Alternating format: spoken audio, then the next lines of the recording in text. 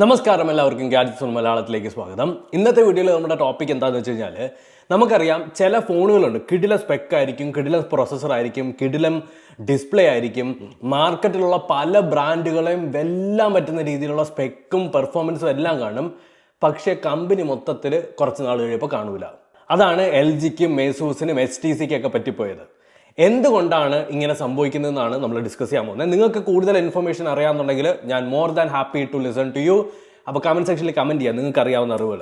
നമ്മളെല്ലാവരും ചിന്തിക്കുന്ന സമയത്ത് നല്ല സ്പെക്കുള്ള ഒരു ഫോൺ ഇറക്കി കഴിഞ്ഞാൽ ഫോൺ വിറ്റ് പോകും എന്നായിരിക്കും നമ്മുടെ വിചാരം.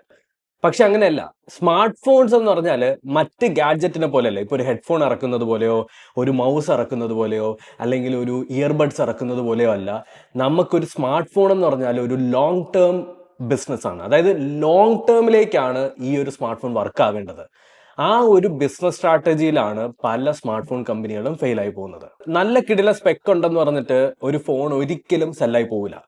ഡിസ്ട്രിബ്യൂഷൻ ആണ് ഒരു സ്മാർട്ട് ഫോണിന്റെ ബാക്ക് ബോൺ. നമ്മുടെ നട്ടെല്ലെന്ന് പറയുമല്ലോ. ഒരു മനുഷ്യന് നട്ടിലില്ല എന്നുണ്ടെങ്കിൽ നമുക്ക് നടക്കാൻ പറ്റൂല.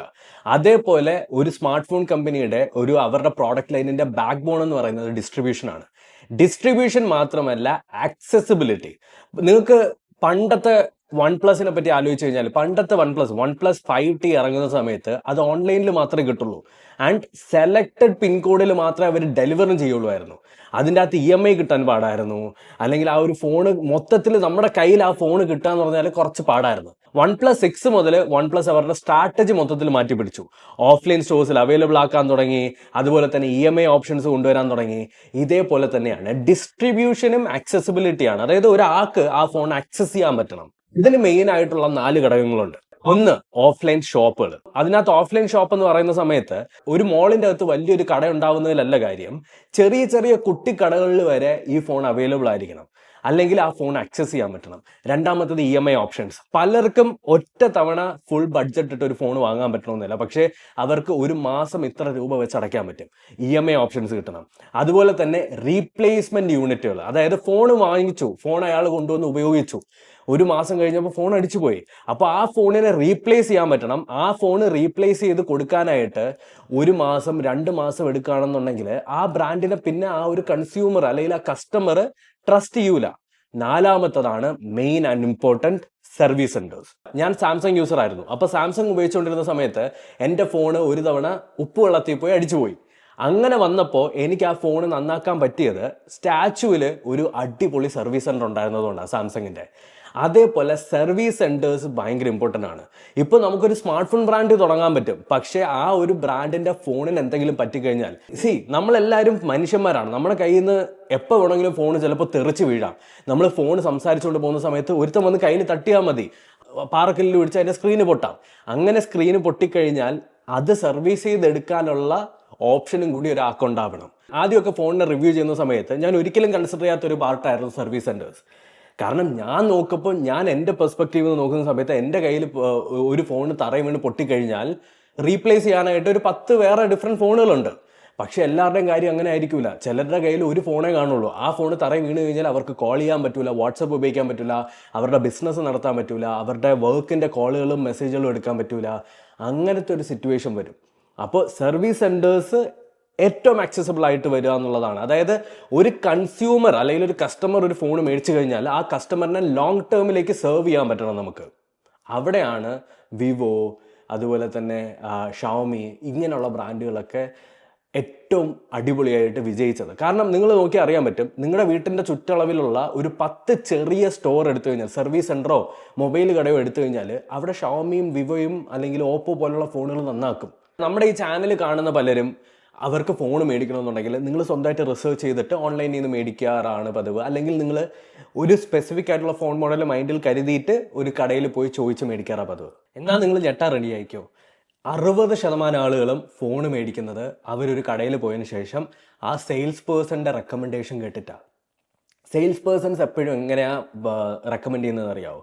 അവർക്ക് മാർജിൻ കൂടുതൽ കിട്ടുന്ന ഫോണുകൾ, അതുപോലെ തന്നെ അവർക്ക് റിട്ടേൺസ് സ്മൂത്തായിട്ട് ഹാൻഡിൽ ചെയ്യാൻ പറ്റുന്ന ഫോണുകൾ, അവർക്ക് നാളൊരു ദിവസം ഒരാൾ പോലും കംപ്ലൈൻറ്റ് കൊണ്ടുവന്ന് അവർക്ക് വള്ളി ഉണ്ടാക്കരുത്. അപ്പോൾ അതിന് ഏതൊക്കെ ബ്രാൻഡുകളാണോ ഇവരുടെ കൂടെ നിൽക്കുന്നത്, അല്ലെങ്കിൽ സ്റ്റോർ ഓണേഴ്സിൻ്റെ കൂടെ നിൽക്കുന്നത്, ആ ബ്രാൻഡുകളായിരിക്കും അവർ പ്രൊമോട്ട് ചെയ്യുക. ഇനി ഞാൻ പറയാൻ പോകുന്ന കാര്യമാണ് ദ ഹിഡൻ ട്രൂത്ത്. പലരും ഇതിനെപ്പറ്റി പറഞ്ഞ് ഞാൻ കേട്ടിട്ടില്ല. ഈ ഹാർഡ്വെയർ എന്ന് പറയുന്നത്, ഒരു ഫോൺ ഉണ്ടാക്കാനായിട്ടുള്ള ഹാർഡ്വെയർ ഒരു വൺ ടൈം ഇൻവെസ്റ്റ്മെൻറ്റാണ്. അതിൻ്റെ പ്രൊസസ്സർ, അതിൻ്റെ ബാക്കി പരിപാടികളെല്ലാം കൂടി ഒരൊറ്റ തവണ പർച്ചേസ് ചെയ്താൽ മതി. പക്ഷേ അതിൻ്റെ അകത്ത് ഓടുന്ന സോഫ്റ്റ്വെയർസിന് അവർ ഇയർലി, ഓരോ സ്മാർട്ട് ഫോൺ ബ്രാൻഡും ഇയർലി പൈസ കൊടുക്കണം. ഇപ്പോൾ ഗൂഗിളിൻ്റെ സർവീസസിന് പൈസ കൊടുക്കണം. അതുപോലെ തന്നെ ഇപ്പോൾ വേറെ ഏതെങ്കിലും ഇൻബിൽഡ് വരുന്ന ഫീച്ചേഴ്സ്, ഫോർ എക്സാമ്പിൾ ചില ഫോണുകൾ മൈക്രോസോഫ്റ്റുമായിട്ട് കൊളാബറേറ്റ് ചെയ്യും, ചില ഫോണുകൾ വേറെ ഏതെങ്കിലും ബ്രാൻഡുകളുമായിട്ട് കൊളാബറേറ്റ് ചെയ്യും. ഇപ്പോൾ ഗൂഗിൾ ജെമിനി ആയിട്ടൊക്കെ കൊളാബറേറ്റ് ചെയ്യുന്ന സമയത്ത് ആ ജെമിനി ഫീച്ചർ അവിടെ കൊണ്ടുവരാനായിട്ട് ഗൂഗിളിന് പൈസ കൊടുക്കണം. അങ്ങനെ പൈസ കൊടുക്കേണ്ട ഒരു സിറ്റുവേഷനിൽ സാംസങ്ങിനെ പോലെ മില്യൺസ് ഓഫ് ഫോൺസ് വിൽക്കുന്ന ആ ഒരു കമ്പനിക്ക് ഭയങ്കര എളുപ്പമാണ്. കാരണം ഈ ഒരു കോസ്റ്റ് പല ഫോണിലായിട്ട് ഡിസ്ട്രിബ്യൂട്ട് ചെയ്യാൻ പറ്റും.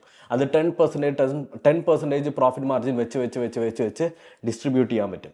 ഫോർ എക്സാമ്പിൾ HTC എന്ന ബ്രാൻഡ് എടുക്കാം. കേരളത്തിൽ മാത്രം HTC 1000 ഫോണേ വിറ്റുള്ളൂ എന്ന് നിങ്ങൾ വിചാരിച്ചോ? അങ്ങനെയാണെന്നുണ്ടെങ്കിൽ 1000 ഫോൺ വിൽക്കുന്ന ഒരു ഫോൺ കമ്പനിക്ക് അങ്ങനെ ഡിസ്ട്രിബ്യൂട്ട് ചെയ്യാൻ പറ്റൂല, അവർക്ക് പാടായിരിക്കും. പല സ്മാർട്ട് ഫോൺ ബ്രാൻഡുകളും ഒരു ഫോൺ ലോഞ്ച് ചെയ്ത് കഴിഞ്ഞാൽ പ്രോഫിറ്റ് മാർജിൻ 0 വെച്ചിട്ടാണ് അവർ വർക്ക് ചെയ്യണേ. ലോങ് റണ്ണിൽ പ്രോഫിറ്റ് കൊണ്ടുവരാമെന്നൊരു എക്സ്പെക്ടേഷനോട് കൂടി.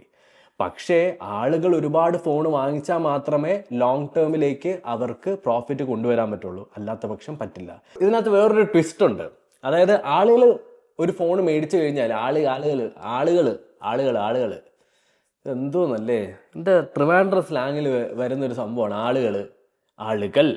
ഓക്കെ, ആളുകൾ ഫോൺ മേടിച്ചു കഴിഞ്ഞാൽ അവർ ഫോർഗീവ് ചെയ്യുന്ന കുറേ കാര്യങ്ങളുണ്ട്. ഒന്ന്, ക്യാമറ വലിയ പോരാന്നുണ്ടെങ്കിൽ അവരങ്ങനെ വലുതായിട്ട് മെയിൻ ചെയ്യാറില്ല. അതുപോലെ തന്നെ ചെറിയ ഹീറ്റിംഗ് ഉണ്ടെങ്കിൽ അവർ കാര്യമാക്കാറില്ല. പ്രീമിയം ഹാൻഡ്സ് ഓൺ ഫീൽ ഇല്ല എന്നൊക്കെ പറഞ്ഞിട്ട് അവരൊരിക്കലും വലിയൊരു കംപ്ലൈൻ്റ് ആയിട്ട് പറയാറില്ല, അവരതൊക്കെ വിടും. പക്ഷേ ഒരിക്കലും ഫോർഗീവ് ചെയ്യാത്തൊരു സാധനമാണ് സ്പെയർ പാർട്സ് കിട്ടാതിരിക്കൽ. അതുപോലെ തന്നെ 30 ദിവസത്തിനകത്ത് ഫോൺ വല്ലതും പറ്റിക്കഴിഞ്ഞാൽ അതിൻ്റെ റെസ്പോൺസിബിലിറ്റി ബ്രാൻഡ് എടുക്കാത്തത്. അതുപോലെ തന്നെ ഫോൺ റീപ്ലേസ് ചെയ്ത് കഴിഞ്ഞാൽ അതിനകത്തുള്ള ഡേറ്റ കളഞ്ഞു പോകുന്നത്.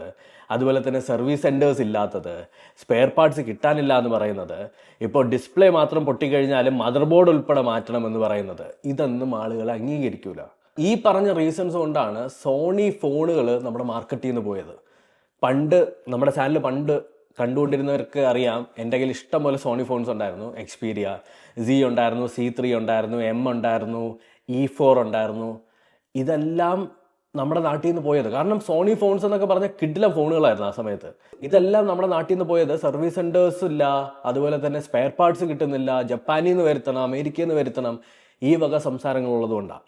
സോ ഫൈനൽ വേർഡിക്റ്റ് എന്താണെന്ന് വെച്ചാൽ, സ്പെക്ക് ഉണ്ടായതുകൊണ്ട് മാത്രം കാര്യമില്ല. നമ്മുടെ നാട്ടിൽ മാർക്കറ്റിംഗ് ആണ് എല്ലാം. സ്പെക്ക് മാത്രം നോക്കിയ ആളുകൾ സ്പെസിഫിക് ആയിട്ട് വാങ്ങുന്നുണ്ടെന്ന് എനിക്ക് തോന്നുന്നില്ല. ബ്രാൻഡ് വാല്യൂ, ഷോ ഓഫ് ചെയ്യാൻ പറ്റുക, സർവീസ്, അതുപോലെ തന്നെ ആഫ്റ്റർ സർവീസ്, വാറണ്ടി, ഇങ്ങനെയുള്ള ഫാക്ടേഴ്സ് ഭയങ്കരമായിട്ടുണ്ട്. ചില സമയത്ത് നമ്മൾ ചില ഫോണുകൾ പ്രൊമോട്ട് ചെയ്യപ്പോൾ ആ ഫോണുകൾക്ക് 4 വർഷത്തേക്കും 5 വർഷത്തേക്കും ആൻഡ്രോയിഡ് അപ്ഡേറ്റുകൾ കാണും, ഫ്യൂച്ചർ അപ്ഡേറ്റ്സ് കാണും. ഈ ഒരു ഫാക്ടറാണ് അതിൻ്റെ അകത്ത് ഏറ്റവും വലിയ സെല്ലിംഗ് പോയിന്റ്. നമ്മൾ വിചാരിക്കും അതിനകത്തുള്ള ക്യാമറ ആയിരിക്കും, അതിനകത്തുള്ള പ്രൊസസ്സർ ആയിരിക്കും എന്ന്. പക്ഷെ അല്ല, ആളുകൾക്ക് ഫ്യൂച്ചർ പ്രൂഫ് ആയിട്ടുള്ള ഫോണുകളും അതുപോലെ തന്നെ സർവീസ് സെൻറ്റേഴ്സ് ഒരുപാടുള്ള ഫോണുകളും ഏറ്റവും ബെസ്റ്റ് സർവീസ് തരുന്ന ഫോണുകളുമാണ് അവർക്ക് വേണ്ടത്. സോ സ്പെക്ക് മാത്രം കൊണ്ടൊരു ഫോൺ കമ്പനിക്ക് നിലനിൽക്കാൻ പറ്റുമെന്ന് എനിക്ക് തോന്നുന്നില്ല. അങ്ങനെയാണ് HTC, LG, അതുപോലെ തന്നെ സോണി പോലെയുള്ള ഇഷ്ടം പോലെ നല്ല നല്ല ബ്രാൻഡുകൾ നമ്മുടെ നാട്ടിൽ നിന്ന് പോയത്.